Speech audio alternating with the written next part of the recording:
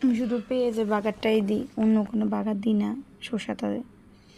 ওই শসা তরকারিটা হচ্ছে যে আমি বাগার না দিলে কোনো টেস্টে আসে না, আমার মনে হয় এরকম। এটা লাল হোক, বাগারটা হয়ে গেছে। এখন এখন দিয়ে দিব।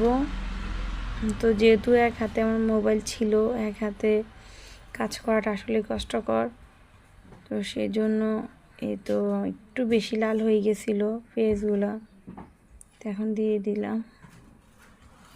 মাশাআল্লাহ, দেখতে কত সুন্দর এসছে আমার তরকারি। কিন্তু অন্ধকার, কারেন্ট ছিল না, সেই জন্য আসলে একটু কালো কালো লাগতেছিল বারবার।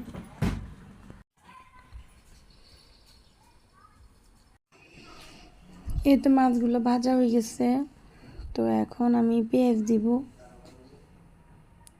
পেঁয়াজ কাঁচামরিচটা দিয়ে দিব মাছের সাথে।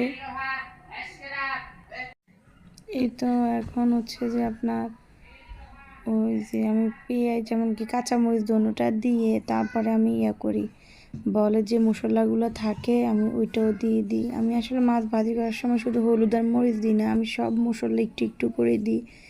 এটা আমার কাছে ভালো লাগে এভাবে করলে। তেলগুলো তোকে কাঁচাই একদম সবগুলা হাত দিয়ে আনি, তারপর দিয়ে দিছি। এখন এটা একটু ভাজা ভাজা করে নিব, মচমচা ভাজা করব না, জাস্ট আর তেমন তেমন একটা ভাজা আছে না ওইটা করবো। এই তো আমার মাছ ভাজিটা হয়ে গেছে। এখন ধনিয়া পাতা দিব আর কি। মাছ ভাজিটা মানে বলতে আর পেস্টটা হয়ে গেছে, ওইটা বুঝতে চাচ্ছি। তো আমি আসলে ধনিয়া পাতাটা আগে দিয়ে আমার কাছে গ্রানটা মিশে যায় একদম, পেঁয়াজ কাঁচামরিচ সব কিছু সাথে। আর মাছটা সব একদম তাজা ছিল, তো টাটকা একদম মাছটা ছিল। তো খেতে খুব টেস্ট হয়েছে। এই তো আমার আসলে কারেন্ট ছিল না, আমার ভিডিওটা বারবার অন্ধকার আসতেছিল। আর সূর্যের আলোটা যখন গ্লাসে পড়তেছিল তখন আলোটা মারতেছিল, আপ ডাউন আসতেছিল।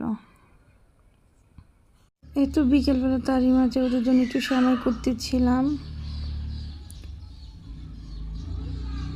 দুধটা গরম করে আগে দিয়ে দিলাম, চামচ যেটা আসলে নামিয়ে দিচ্ছি আমি।